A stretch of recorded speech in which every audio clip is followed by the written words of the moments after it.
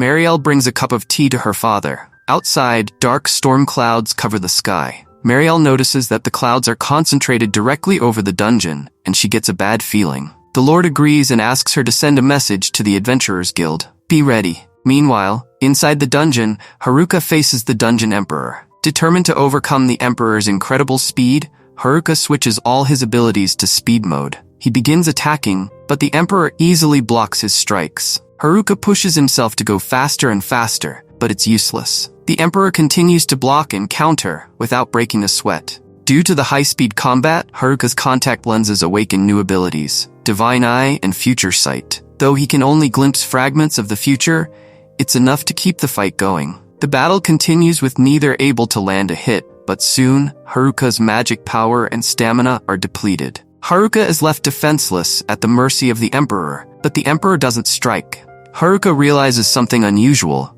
This Lich is very different from the other monsters he has faced. There's no bloodlust emanating from him. Haruka tries to attack once more with everything he has, but ends up at the edge of the Emperor's blade. He notices the sinister energy radiating from the Emperor and wonders if it's controlling him. Haruka observes the energy's malevolent appearance, confirming his suspicion. The Lich is being forced to fight. The Emperor's staff glows, and Haruka suspects it holds some countermeasure against the energy. He isn't certain, but it's his only shot. They resume fighting, but this time Haruka notices his staff begins absorbing the dark magic until nothing remains. All that's left is the Lich, standing calmly, with no intention of attacking. At that moment, Haruka understands that the Lich was not only being controlled, but also refraining killing him because he wanted to lose the fight to finally be free of the dark energy. The Lich drops his sword and the energy begins to flow back towards him. Haruka realizes that if he doesn't act, the Lich will be controlled again. He prepares to attack, but he can't do so. Instead, he drops his staff and hugs the Lich. At that moment, Haruka feels a connection. After all, they are both alone. Then something unexpected happens. Haruka's subjugation skill activates, turning the Lich into his disciple and completely erasing the controlling energy. Haruka explains the situation to the Lich. The Lich simply stares at him. When Haruka asks if he minds being subjugated, the Lich shakes his head, showing no resentment and understanding his words. They are now a team, holding hands. Haruka doesn't sense any ill intent, but decides to use his analysis skill just in case. To his surprise, the Lich's level has been reset, and he now displays a name he didn't have before, Angelica. Haruka panics as he realizes that he has, once again, subjugated a girl. He imagines the scolding he'll get from the class rep, but hopes that undead skeletons don't count. He decides to press on with his new companion. They go through the only door and find a dungeon piano near a staircase that leads back to the surface. Haruka is excited, but as he approaches it, something happens. The floor master appears, ready for battle. Haruka knows he can't handle another fight with a level 100 opponent, especially since the Lich didn't fight back seriously. He can't imagine facing one that actually wants to kill him, but he remembers that he doesn't have to fight. Using earth magic, he creates a hole in the ceiling to escape to the surface with airwalk. Through the hole, however, she sees the other floor masters waiting above. At level 99, they are furious about the hole in their floor. They jump to attack, but accidentally land on the level 100 floor master, knocking all three unconscious. Haruka takes the opportunity to finish them off, claiming their experience and gems. Angelica looks doubtful, but Haruka insists that a win is a win, and is glad that her luck stats are maxed out. Angelica notices the armor left behind by the level 100 monster. Haruka sees that Angelica wants it and allows her to try it on. The armor is huge and heavy, making Angelica's bones shake just from wearing it. Haruka suggests finding something more suitable.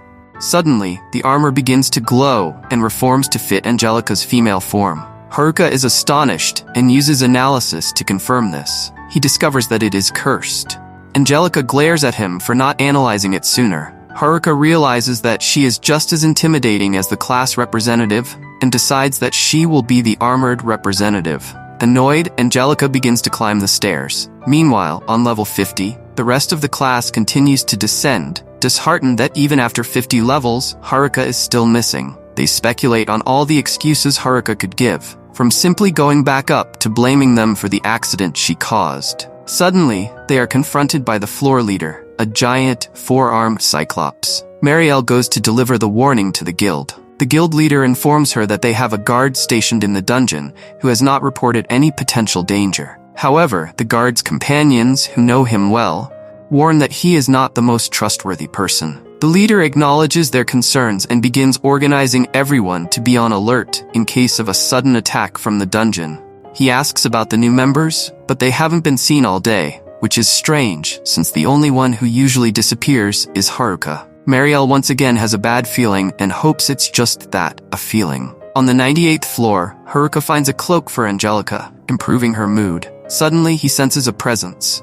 Using his evaluation ability, he reveals hidden enemies and identifies a Lich, immune to physical attacks and only vulnerable to holy magic. A very difficult opponent. Haruka briefly considers creating another hole in the ceiling, but hesitates, unsure what might fall from above and complicate matters. The Lich attacks, but Haruka evades it. He already knows which attack to use against enemies like this. Haruka wields his staff to nullify the Lich's dark magic, just as he did with Angelica. Once, he thought his weapon was useless, but now he realizes how versatile it truly is. On the 97th floor, they encounter monstrous moths emitting toxic fumes. Haruka ponders how to handle them until he remembers they're just moths. Using his fire magic, he casts a small flame in the center of the room. The moths, drawn to the light, fly closer, and when they're within range, Haruka expands the flame, burning them all. In the next room, they find caterpillars that will eventually transform into the toxic moths. Knowing how difficult it is to deal with their silk,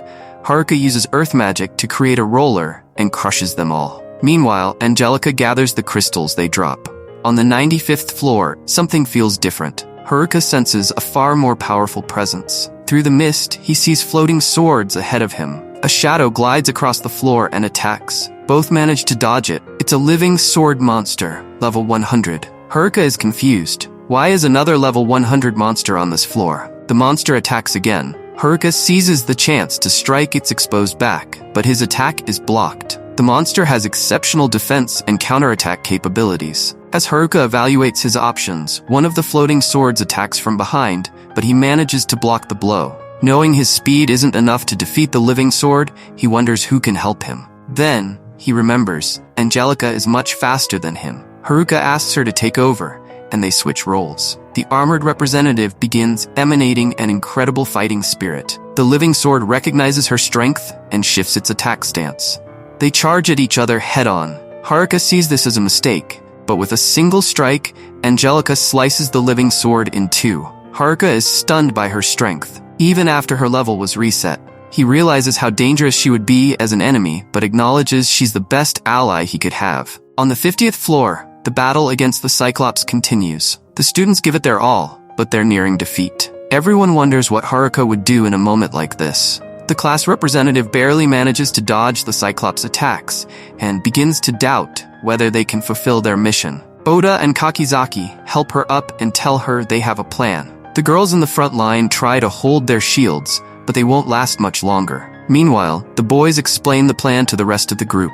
The representative considers it too risky and refuses to go along with it, but Oda and Kakizaki plead with her to let them try. The girls trust them and urge the representative to give them a chance. She reluctantly agrees. The front line collapses, and Kakizaki seizes the opportunity to get close. Though not strong, he is much faster than the monster. Using his burst acceleration ability, he attacks while the girls use magic to immobilize one of the Cyclops' arms. Kakizaki is about to strike when another arm swats him away, sending him crashing to the ground. Frustrated, he curses his missed opportunity. Still, it was all part of the plan. Kakizaki acted as bait so Oda could charge his magic for a concentrated attack. Oda fires a spell that pierces the Cyclops' head, finally defeating it. He helps Kakizaki up and admires his bravery. The group celebrates their victory. The representative realizes that all of this was possible thanks to Haruka, who seems to have a unique ability to unite the class. She promises they'll find him and asks him to hold on just a little longer. Meanwhile, Haruka and Angelica reach the 85th floor when the dungeon suddenly begins to tremble. They don't know what's causing it,